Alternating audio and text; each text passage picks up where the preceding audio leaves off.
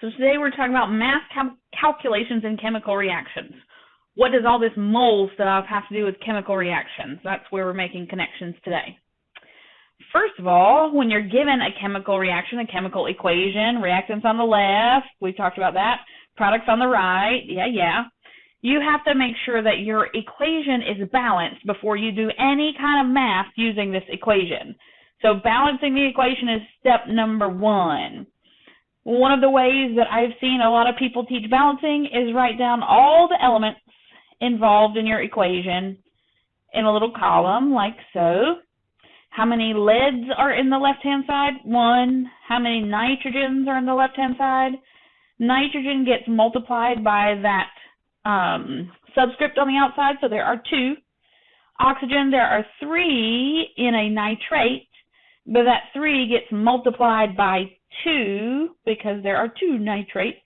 So that makes 6 oxygens, 1 potassium, 1 iodide. On the right-hand side, we've got lead. We've got, let me write them in the same order, actually. Nitrogen, oxygen, potassium, iodide. We got 1 lead, 1 nitrogen, 3 oxygen, 1 potassium, 2 iodide. So how do you start by balancing this thing? Well, the nitrogen disagrees, and so does oxygen, and so does iodine. So let's start by making the nitrogen and oxygen agree. I think that seems a good step. So I've got 2 nitrogens on the left-hand side. Let's make us have 2 nitrogens on the right-hand side. So I put a 2 outside of potassium nitrate, KNO3. That makes 2 nitrogens, and 2 times 3 makes 6 oxygens, but it actually also makes 2 potassium. Okay. Next, iodine, we've got 1 here and 2 there. Well, let's multiply our equation on the left by 2 to make us have 2 iodines on the left, iodides, and 2 potassiums on the left. Bing, bang, boom, it's done. Sometimes when you're first seeing equations being balanced, you will see the coefficient of 1 out front of things that have a coefficient of 1, but most of the time that coefficient is understood. You don't actually see that number there whatsoever. Our equation was 1, 2, 1, 2, all balanced. What do we do with that now? If 4 moles of potassium iodide are reacted, how many moles of lead 2 iodide are produced? Well, this is where our balanced equation will come in handy. Our balanced equation we're going to treat as conversion factors. We're going to go from moles of potassium iodide to moles of lead iodide. We're going to go from moles of reactant to moles of product. All right, let's see what it looks like. If 4 moles of potassium iodide are reacted, how many moles of lead 2 iodide are produced? Well, I'm doing a mole conversion here from potassium iodide to lead 2 iodide. Okay, from reactants to products. I need to know the mole ratio of these things, and that's simply filling in the number, the coefficient that we balance these things with. So that's 2 moles of potassium iodide and 1 mole of lead 2 iodide. For every 2 moles of potassium iodide that are consumed, 1 mole of lead 2 iodide is created. So then it's really 4 divided by 2, 2 moles of, that's M-O-L, 2 moles of lead 2 iodide can be produced. Yeah? That was so fun. How about some more? If 4 moles of lead 2 nitrate are consumed, how many moles of Ki must also be consumed? So in that last example, we saw we converted from reactants to products, but you can also compare reactants and other reactants or products and other products. 4 moles of lead 2 nitrate. Why is that 2 needed there? Hopefully you know. We're trying to get to moles of potassium iodide, so that goes on top. Moles of Ki, moles lead 2 nitrate on the bottom. For every 1 mole of lead 2 nitrate that is consumed, you also consume 2 moles of potassium iodide. So that's 4 times 2, 8 moles of potassium iodide would be consumed for every 4 moles of lead 2 nitrate that are consumed. Yeah? That's comparing moles and moles and moles. But what if we put in one more layer of complexity, and we're not comparing moles and moles, we're comparing, if we start with this many grams of one thing, how many grams of another thing can we make? This little box setup up here looks exactly the same. There's moles of reactants and moles of products in the middle. But first, you have to convert from grams to moles. And then at the end, you convert from moles back to grams. Grams to moles, moles to grams. Grams to moles to moles to grams. Grams to moles to moles to grams. Yeah, I repeated that a lot. You should repeat it a lot also. All right, let's do it. 17 grams of potassium iodide. I need to go to moles of potassium iodide. That means I need to know how much 1 mole of potassium iodide weighs.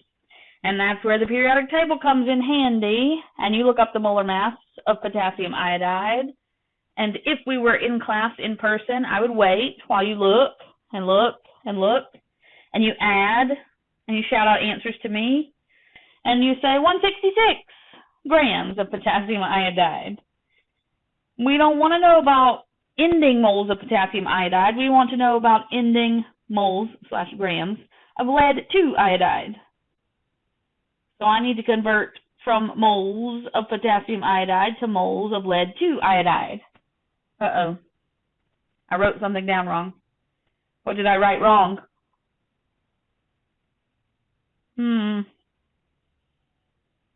Hopefully you're shouting.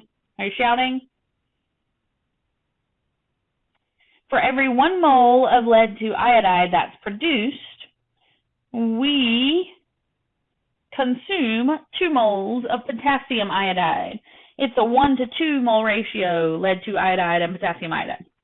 Okay. We did grams to moles to moles. Now time to go to grams. So 1 mole of lead 2 iodide weighs how many grams? Periodic table, whoop it out. Look, look, look, add. Remember there are 2 iodines, 1 lead. Add it. 461 grams. And then you do all your little math, and you get 23.6 grams of potassium, that's not potassium, of lead 2 iodide. So if you start with 17 grams of potassium iodide, you end up with 23 grams, 24-ish grams of potassium. Dang it. Lead iodide. Oh, I'll get it right eventually. This is where some students pause and say, but wait, I thought we cannot create matter. It's correct. We did not create matter. We cannot and did not create matter. We consumed one thing and created a new thing. Our atoms were arranged in one way in the beginning, potassium and iodide hooked together, and lead and nitrate hooked together, and we rearranged those atoms into new ways. We did not create new atoms. We simply changed how they were connected to each other. And in doing so, our mass changed for one of our species throughout the course of the reaction. Hopefully that makes some sense. We'll see. All right, let's do another one with our newfound grams, moles, stuff conversion. It was kind of me to have given you a balanced reaction here. This is the balanced reaction for the detonation of nitroglycerin. Nitroglycerin, explosive compound. This is a gaseous product. This is a gaseous product. This is a gaseous product. This is a gaseous product. Yeah? Nitroglycerin takes our solid nitroglycerin and blows it into a whole bunch of atoms of gaseous products, and that's why it can be used to explode things. All right, cool. So what does that have to do with what we're about to do? If you start with 315 grams of nitroglycerin, how much CO2 N2, O2, and H2O can you produce? The reason it's written like this is because if I were teaching you in person, I would make everybody on row 1 calculate the grams of CO2 produced. Everybody on row 2 calculate the grams of N2 produced. But alas, here we are, so I guess we will roll on like this. If we start with 315 grams of nitroglycerin, we're going to call it nitro instead of writing out that whole formula. It's not really a lot shorter, but I feel like it's a little bit shorter, and I'm short on real estate here. When we want to know from grams of reactant to grams of product, we got to go grams to moles, moles to grams. Yeah? We know that 1 mole of nitroglycerin weighs how many grams? That means add up molar mass or find where I've already given it to you. 227 grams of nitroglycerin is 1 mole. But I don't want moles of nitro in the end. I want moles of, we'll do water first, because that's on our unknown row number. Moles of water. Uh-oh, I wrote 1 to 1. That's not true. It's so common for students to just not really pay attention and write 1 mole of this equals 1 mole of that. It's not true. 10 moles of water are created for every 4 moles of nitroglycerin that are consumed. That mole to mole ratio, where did you get that? The balanced equation and its coefficients. All right, we continue. 1 mole of water weighs 18 grams. So if you react 315 grams of nitroglycerin, how many grams of water are produced? 62.44 according to my math. Anytime I ever do math on one of these videos, you should always check behind me because I do make math errors. Make sure that what I'm doing is legit. Make sure you get the same answer. Let's do another one together. We'll start with 315 grams of nitroglycerin. We cannot convert grams to grams. No. We got to go through a mole conversion first. So we go from grams of nitro to moles of nitro. That's using molar mass. And then we go from moles of nitro to, I've got to choose whether I want to do CO2, N2, or O2. Let's do O2. Why not? Moles of O2. And we look at our equation above and find the mole ratio above is 4 nitroglycerins and 1 O2. 4 nitroglycerins, 1 O2. And then 1 mole of O2 weighs not 16, but 32 grams of O2. Do my little mathy math. I got 11.10 grams of O2. I could do the exact same thing for N2 and CO2. The first 2 little portions would be exactly the same. Exactly the same. The last 2 things are the different things. So I will put in a little thing here, moles of nitro. If I'm going to moles of CO2, that should be 12 to 4. And then CO2 weighs 44 grams per 1 mole. And that got me an answer of 183.17. Oh, that's a 7 grams CO2. If I were doing N2 instead, the thing that would change is my equation here. My ratio would be 6 to 4 moles N2. I know it's getting real squishy, to moles of nitro. And 1 mole of N2 weighs 28 grams. And I'm not going to tell you to answer that one. You got to check your math eventually. All right. We didn't walk through that whole example, but we could have. But we didn't. But we could have. Use the appropriate conversion factor to determine the moles of O2 needed to oxidize 0.500 moles of C4H10. That's butane, actually. Use the conversion factor to determine how much of this to react with that. Okay. If I imagine this as a little plot, and I make bar graphs of what I'm starting with and ending with and all that stuff, I'm saying I'm starting with half a mole of C4H10. How much O2 does it take to react completely with that half a mole of C4H10? So I can write this out as a conversion factor. 0.500 moles. Why would we put in that 00? Sig figs, dude, sig figs. 0.5 moles of this thing.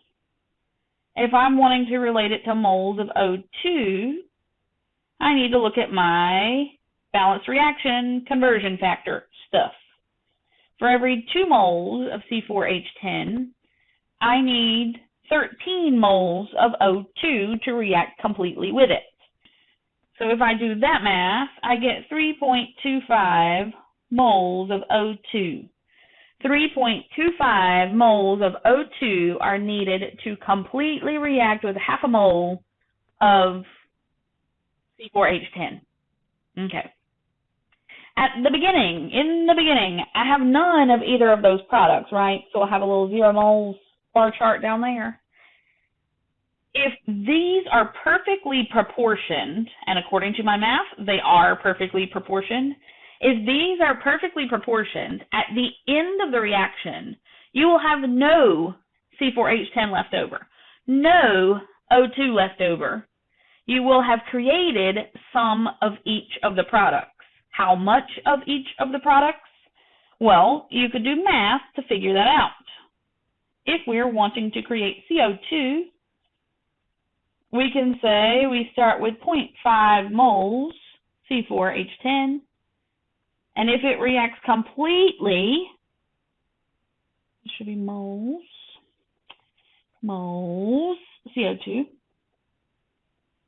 moles C4H10, H10, my brain and hand don't always cooperate well together. I create 8 moles of CO2 for every 2 moles of C4H10 I consume. That's how I get 2 moles of CO2 produced. And I could do the exact same math, but change out these coefficients for water, and I see that I get 2.5 moles of water produced. That's because I had a perfectly balanced system between these 2 reactants. I added precisely enough of each reactant for them both to become 0 at the end of the reaction. Yeah? I needed 3.25 moles to react completely. But what if I have half a mole of C4H10 and 2.5 moles of O2? That means that if I look at my chart again, I have less than is required. So 3.25 is what was required to react completely. So I have less than is required. So my reaction is not going to go the same as it did before. This thing that has less than is required to react completely is called the limiting reactant, the reactant that runs out first. If I had equal proportions, perfectly proportioned 3.25 moles of O2 and half a mole of C4H10, great. They both get consumed at the same rate, both consumed at the same time, but not here.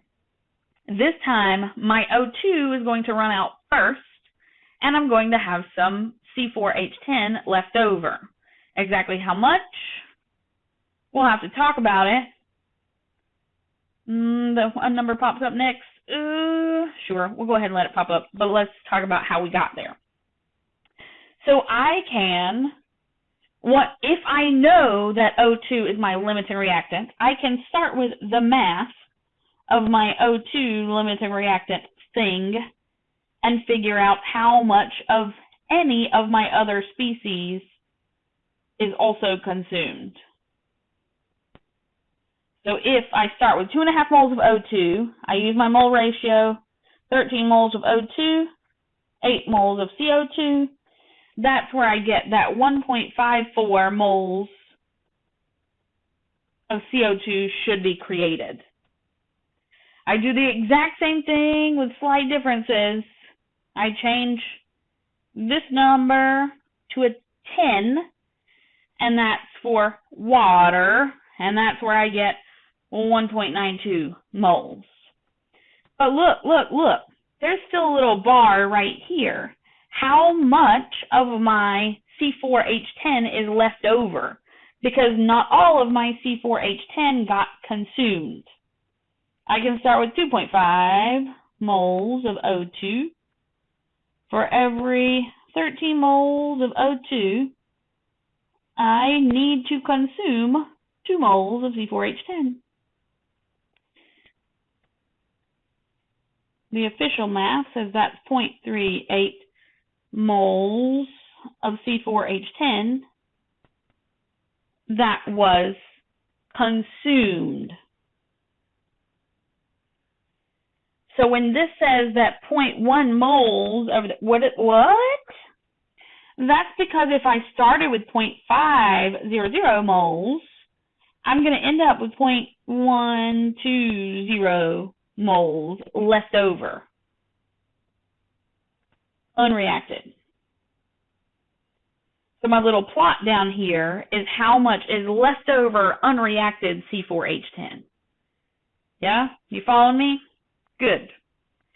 So we're going to wrap up this video where we're at, but we're actually going to create another video all about limiting reactant, because limiting reactant is quite an important concept from Chapter 3. It's something that we will continue to see throughout this semester, next semester, and if you're brave enough to go on to organic chemistry. So, calling it quits here. Another limiting reactant video next.